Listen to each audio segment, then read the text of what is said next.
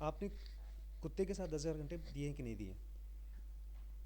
इसमें कहा है, उसमें जो एरिक्सन की रिसर्च है, वो कहते हैं कि every one from all three group, तीनों ग्रुप में से सभी ने करीबन 5-6 साल में शुरू किया वायलिन बजाना, बच्चों ने।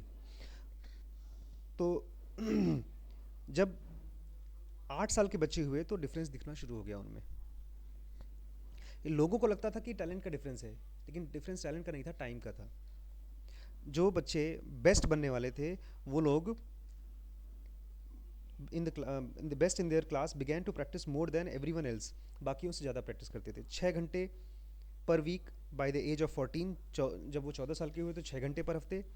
Up until the age of 20, 20 साल की उम्र में, ये सेंटेंस ध्यान से सुनिए, 20 they were practicing, that is the purposefully and single mindedly playing their instrument with intent to get better.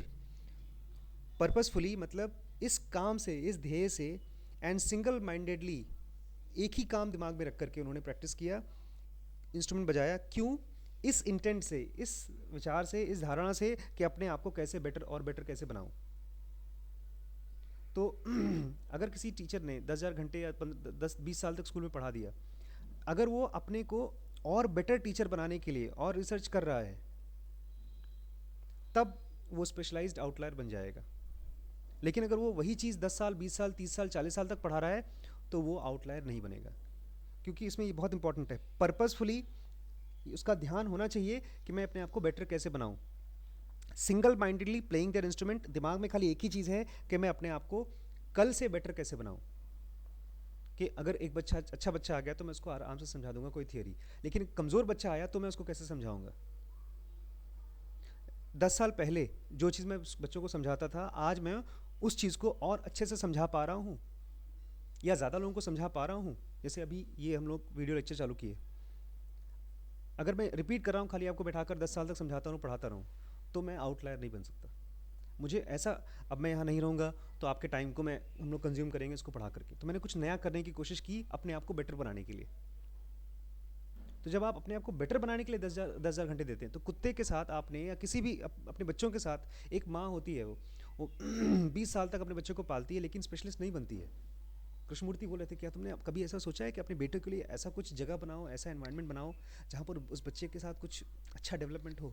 Krishnamurthy ने ये भी पूछा पूछने में कि हम बच्चे पैदा क्यों करते हैं, क्या हम उनके प्रति इतने ईमानदार हैं, क्यों पैदा किया, है भी पूछ। हाँ, क्योंकि सच पूछे तो हम लोग बच्चे पैदा नहीं करते, हम लोग जब बच्चे गलती से हमारे यहाँ हो जाते हैं। क्या हम लोग वारिस पैदा करते हैं कि ये वारिस हाँ, हमारे ये जाएगा बिल्कुल। ज़मीन का। हम्म, जैसे कल। नीरू भाभी ने कहा था एक बार, याद है? कहा था, कहानी था कि बस सेक्स करते हैं, बच्चे तो हो जाते हैं। हाँ। याद है, याद हाँ, है। सही बात। कल मुझसे बंदा पूछ रहा था बस में कि वो कोई ऐसा तरीका बताइए कि हम लोग रिलेशनशिप बनाएं, सेक्स करें और बच्चा ना हो दवाई के अलावा। तो उसको हमने मेथड बनाया कि सेफ पीरियड होता है, जब मेंसेस आते हैं उससे लेकर के 14-15 दिन तक, जिस दिन मेंसेस चालू है, फर्स्ट डे है, 14 दिन तक आपका सेफ पीरियड है। उस समय अगर आप सेक्स करते हैं तो आपको बच्चे नहीं होंगे। 14वें 15वें दिन से लेकर के करीब 10-15 दिन तक वो अनसेफ, वो सेफ पीरियड नहीं है, वो अनसेफ पीरियड है। उसमें अगर आपने सेक्स किया तो बच्चे होंगे। तो ये क्यों? क्योंकि असल में बच्चे, कोई आदमी बच्चे के लिए थोड़ी, जैसे आपने कहा ना, वो वारिस पैदा करते हैं। कृष्णमूर्ति कहते हैं ये हाँ, कहा है। ये सच बात भी है। ज़्यादातर लोग जो बच्चे पैदा कर रहे हैं, लड़का क्यों चाहिए लोगों को? वारिस। क्योंकि वारिस लड़का होगा। वारिस होगा। अगर टैलेंट चाहिए, समझदार प्रोजनी चाहिए, तब लड़की हो कि लड़का, कोई क्या फ़र्क पड़ता है। तो कब तक आउटलायर नहीं बनेंगे? जब तक वो सिंगल माइंडेडली अपने आप को और बेटर बनाने के लिए काम नहीं कर रहे हैं। क्लियर? इसलिए कभी मत सोचिएगा मैंने इस चीज़ में तो 10,000 आवर दे दिए हैं, तो मैं क्यों बेटर नहीं हो रही हूँ। नहीं, जब तक आप पर्पसफुली, आप IESM में पर्पसफुली, मैं आपको काउंसलर बना रहा हूँ अगले 10 साल तक के लिए, एक एक चीज़ हम लोग डाल रहे हैं। एक्सीडेंटली 10,000 आवर इकट्ठे नहीं होते। एक्सीडेंटली समझते हैं अपने आप। अगर आप 10 साल तक के लिए लखीमपुर एक रोड में से दूसरे गली में जा रहे हैं, तो आप लखीमपुर के एक्सपर्ट नहीं हो जाएंगे। जैसे कि हम रात में प्रैक्टिस करते थे क्रिकेट में, लाइट में सामने एकदम प्रैक्टिस करते थे, और कहाँ हम उधर। आप देख, मैं वही कह रहा हूँ कि आपको सिंगल माइंडेडली अपने आप को बेटर बनाने के लिए 10,000 घंटे देने पड़ेंगे। आप घर पे प्रैक्टिस करते थे, आउटलायर क्यों नहीं बने आप? उसका सिंपल आंसर ये है कि आपने सिंगल माइंडेडली पर्पसफुली अपने आप को और बेटर बनाने के लिए 10,000 घंटे नहीं दिए हैं, उससे कम घंटे दिए हैं। और इसमें कोई शर्म वाली बात नहीं है, नहीं दिए तो नहीं बने, अब जिस चीज़ में देंगे उसमें बन जाएंगे। आप पूछ रहे थे बीए वाला लड़का क्या करे? बीए वाला लड़का पर्पसफुली अपने आप को इम्प्रूव करने के लिए 10,000 घंटे किसी एक खास स्किल में देने की तैयारी करे। और इंग्लिश के लिए क्या होगा? इंग्लिश के लिए इंग्लिश सुने, इंग्लिश पढ़े और इंग्लिश में बेशरम हो, जैसे बच्चे होते हैं। शीशे के सामने अपने छोटे बच्चे की किताब को उठाकर पढ़े पर्पसफुली। आपने कहा पिक्चर देखो, तो पिक्चर देखना शुरू की, फिर आपने कहा कि पिक्चर देखो नहीं, एक दिन में समझ लीजिए आप क्या सोच रहे? इंग्लिश सीखना है आपको कि आपको पिक्चर देखना है? उनको बोलना है। आपको बोलना है। उस बोलने के लिए आपको इंग्लिश बोलना पड़ेगा, इंग्लिश सुनना पड़ेगा और इंग्लिश लिखना पड़ेगा। खैर लिखना लिखे ना, तभी बोलने के लिए आपको इंग्लिश सुनना पड़ेगा। तो आप जो पिक्चर देखते हैं तो पिक्चर की प्रैक्टिस करते हैं डायलॉग बोल बोल के, या रोक रोक के पिक्चर देखते हैं? नहीं, पिक्चर जब देखते हैं तो आप मज़ा आ जाता है देखने में एक पिक्चर। घर रुक सकती हूँ, हाँ, टीवी पे कैसे रुक जाएगी? तो आप टीवी पे मत देखिए पिक्चर। ये तो ऐसे ही हो गया भैया, हम तो किताब पढ़ते हैं और किताब तो रुकती नहीं है, तो आप किताब क्यों पढ़ रहे हैं? मैं देखिए, आप जो बोल रहे हैं ना, ये ऐसे ही है कि हमको सर सिखाते हैं तो सर तो चुप होते नहीं, पढ़ाते चले जाते हैं, हम कैसे सीखें? तो आप भाई उनको चुप कराइए, अगर नहीं चुप करा सकते तो दूसरे सर को ले आइए। हम लोग यही तो कर रहे थे। हमने आज क्या किया है यहाँ पर? हमने सर ऐसा तैयार किया है कि आज हम चले जाएंगे तो भी आप इस सर को दोबारा दोबारा देख सकें। तो आप अगर टीवी नहीं रोक सकते तो बुक से पढ़िए, बच्चे की बुक से पढ़िए। शुभी की हमने इनको आपको ये शायद 12वीं बार या 13वीं बार बता रहे हैं, शुभी के क्लास के बाद क्लास 3rd 4th की जिसकी किताब आपको नहीं आती पढ़ना, ABCD आती है, CAT कैट आता है, उसके बाद नेक्स्ट स्टेप में एक पॉइंट ऐसा आएगा जहाँ पर आपको नहीं आती वो किताबें, शायद 2nd या 3rd की या 4th की किताबें नहीं समझ में आती होंगी। उस पॉइंट को लेकर के शुरू करिए काम।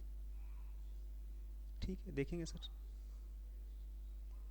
ठीक, आपको उस पॉइंट पे शुरू करना पड़ेगा। कोई भी एवेन्यू मत छोड़िए कि हाँ पिक्चर देखेंगे तब रैपिडेक्स छोड़ सकते हैं, रैपिडेक्स पढ़ रहे हैं तो पिक्चर छोड़ सकते हैं। सारे तरीके आपको अपनाने पड़ेंगे। रैपिडेक्स में कैसे पढ़नी चाहिए? भैया एक बार चाट डालिए एक रैपिडेक्स को, फिर दोबारा चाटिए, तिबारा चाटिए। खाली पढ़ डालने उसको? उसमें उसको पढ़ें और उसको यूज़ करें। आप आए यहाँ पे बोलें सर आज उसमें हमने पढ़ा है very good morning, how are you, how was the day. आप बोले तो बोलेंगे अरे I am very fine, how was your day. तब आपको आप यूज़ करेंगे ना, आप लेकर आएंगे। आटा कैसे सानते हैं? पानी से आटा लाते हैं, सानते रहते हैं। तो रैपिडेक्स में आपको आटा मिलेगा अंग्रेज़ी का, वो सानेंगे, उसकी रोटी बनाएंगे, रोटी ख़राब बनेगी लेकिन प्रैक्टिस तो होगी। यही चीज़ के आपके साथ बुक्स के साथ होगी। आप सुनेंगे, पढ़ेंगे। मैंने आपको ये भी बताया कि इनके जो आपने मीनिंग लिखे हैं यहाँ बगल बगल में, जब आप इंग्लिश को पढ़ें, इसको जैसे मैं पढ़ रहा हूँ, everyone from all 3 groups started playing roughly at the same age। रफली वर्ड का आपने मतलब लिखा है इसमें।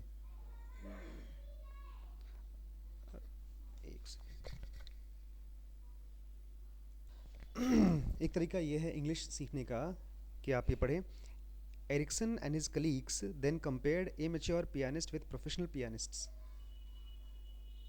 आपके पास बुक है?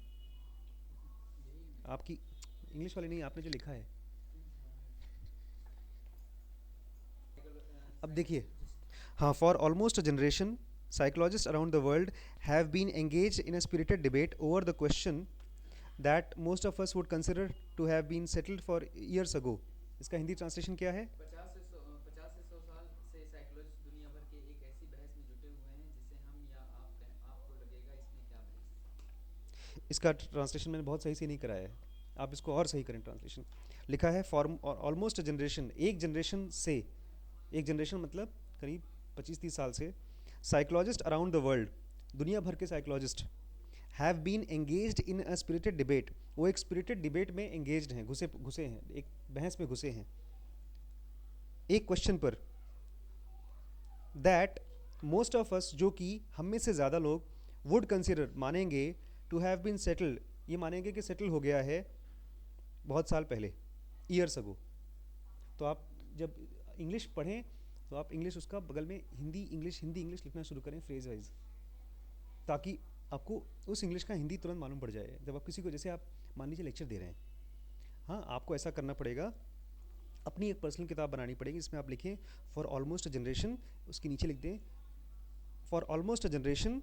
काफ़ी सालों से साइकोलॉजिस्ट अराउंड द वर्ल्ड, दुनिया भर के psychologist have been engaged in a spirited debate, एक स्पिरिटेड डिबेट में घुसे हैं, बहस में घुसे हैं एक सवाल पर, और अ क्वेश्चन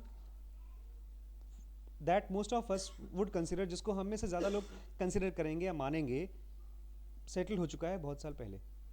तो आपने इंग्लिश लिखा, उसके नीचे हिंदी लिखा, और उसके बाद हिंदी में बता दें कोई ऐसा सवाल, एक ऐसा सवाल है जिसके ऊपर बहुत सालों से साइकोलॉजिस्ट काम कर रहे हैं, बहस कर रहे हैं, लेकिन हम और आप उसको मान चुके हैं।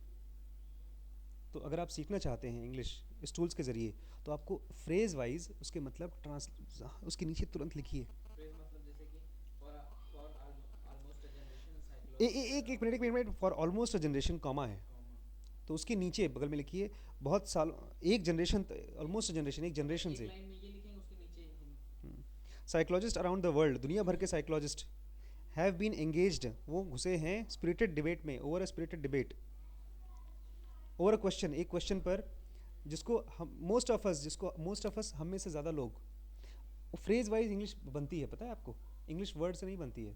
जो मैं आपको बोल रहा हूँ शुभी की किताब पढ़ने के लिए, उसमें फ्रेजेस दिए हैं, आई कम टू योर हाउस, मैं तुम्हारे घर आती हूँ, मैं तुम्हारे घर आती हूँ, मैं आई तुम्हारे घर, योर हाउस आती हूँ, कम, आई योर हाउस कम। अंग्रेज़ी ऐसे नहीं होती, अंग्रेज़ी होती है I come to your house, phrase है। जब आप ट्रांसलेट करेंगे इंग्लिश को, तो उसका जो हिंदी में ट्रांसलेशन बनेगा और जो इंग्लिश में बनेगा, उसकी शक्ल बदल जाती है। अगर अंग्रेज़ी में किसी ने शर्ट पैंट पहना है और उसको हिंदी बना दीजिए, तो उसको कुर्ता पजामे की जगह आ जाएगा और पजामा कुर्ते की तरह आ जाएगा। तुम मुझसे जलते हो, यू बर्निंग मी, नहीं, तुम मुझसे जलते हो, यू मी बर्निंग, ये ट्रांसलेशन होगा। अगर आप सेम टू सेम करें, उसका ट्रांसलेशन ये होगा, are you jealous of me, क्या तुम मुझसे जेलस हो। तो आपको ये फ्रेज जहाँ जहाँ अंग्रेजी दिखें, तुरंत उस फ्रेज का मतलब हिंदी में लिख लीजिए, और फिर जब पढ़ें तो आप हिंदी में उसका मतलब बोलें।